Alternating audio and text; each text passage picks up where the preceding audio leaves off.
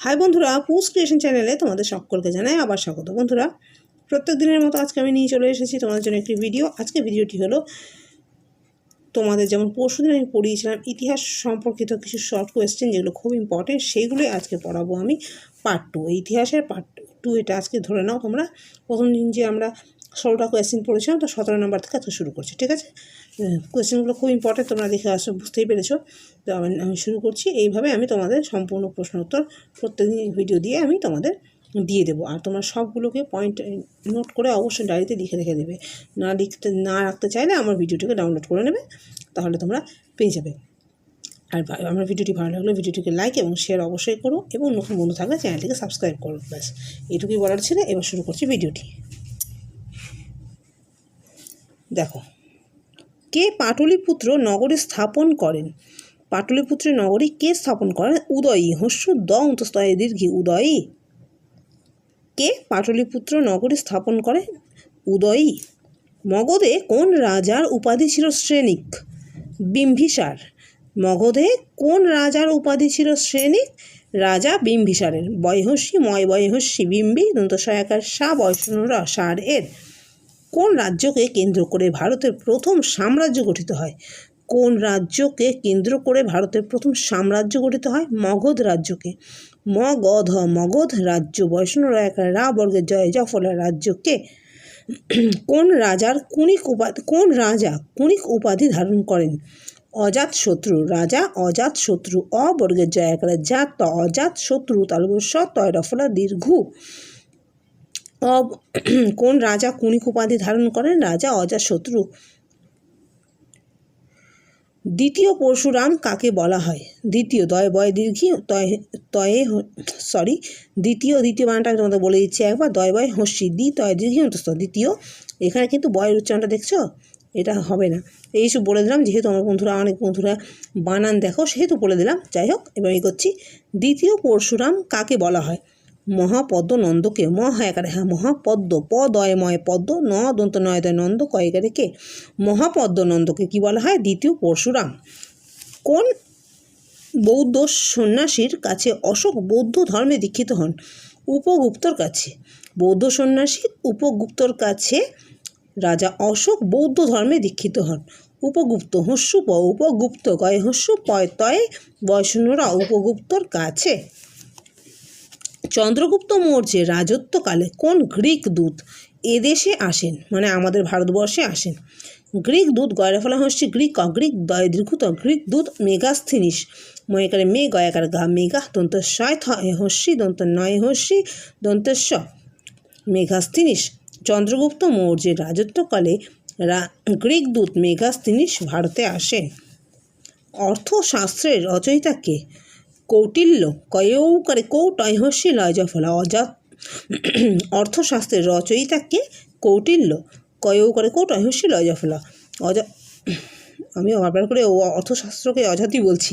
যাই হোক, বলছি অর্থশাস্ত্রের রচয়িতা কৌটিল্য। অর্থশাস্ত্রের রচয়িতা কৌটিল্য। আলেকজান্ডারের শিক্ষক কে ছিলেন? অ্যারিস্টটল। অজফলা আকারে বয়সন রয় হস্যি দন্ত শয়টয় ট ল। আলেকজান্ডারের শিক্ষক ছিলেন অ্যারিস্টটল। ভারতের সর্বশ্রেষ্ঠ ইন্দো গ্রিক রাজা কে ছিলেন? রাজা মিনান্দার। ময়হস্যি মি দন্ত নয় আকার না মিনা দন্ত নয় দয়া আকার বয়সন র। ভারতের সর্বশ্রেষ্ঠ ইন্দো গ্রিক রাজা ছিলেন মিনান্দার। ভারতের অ্যাটিলা কাকে বলা হয়? মিহিরকুলকে। ময়হস্যি মি হয় হস্যি হি বয়সন র মিহির কয় হস্য ল কয়কারে কে। ভারতের অ্যাটিলা বলা হয় মিহিরকুলকে। নানাঘাট শিলালিপির রচয়িতা কে? রানী নয়নিকা। বয়সন রয়কার রা দন্ত নয় হস্যি রানী নয়নিকা দন্ত ন অন্তস্থ নয় দন্ত নয় হস্যি কয়কারে কা। নানাঘাট শিলালিপির রচয়িতা হলেন রানী নয়নিকা। এলাহাবাদ প্রশস্তিতে কোন রাজার কথা জানা যায়? রাজা সমুদ্রগুপ্তের কথা জানা যায়।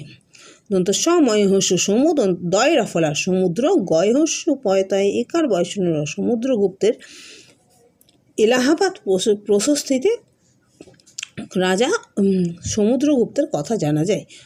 এবার নেক্সট হচ্ছে, নবরত্ন কার সভায় ছিল? নবরত্ন কার সভায় ছিল? দ্বিতীয় চন্দ্রগুপ্তের রাজসভায় নবরত্ন ছিলেন। দয়বয় হস্যি তয় দীর্ঘ অন্তস্থ। দ্বিতীয় বানানটা আগেই বলে দিয়েছি। দ্বিতীয় চন্দ্র, চ দন্ত নয় দয় রফলা চন্দ্র। গয়হস্যু পয় তয় একার বয়শূন্য রগুপ্তের রাজসভায় বয়শূন্য রয়াকার রা বর্গের জ দন্ত স ভয়াকার অন্তস্থ। দ্বিতীয় চন্দ্রগুপ্তের রাজসভায় দেখা যায় নবরত্ন। আরেকবার রিপিট করে দিচ্ছি তোমাদের কোয়েশ্চেনগুলো আমি। প্রথম আমার শেষ থেকে ওপরের দিকে যাব। নবরত্ন কার সভায় ছিল?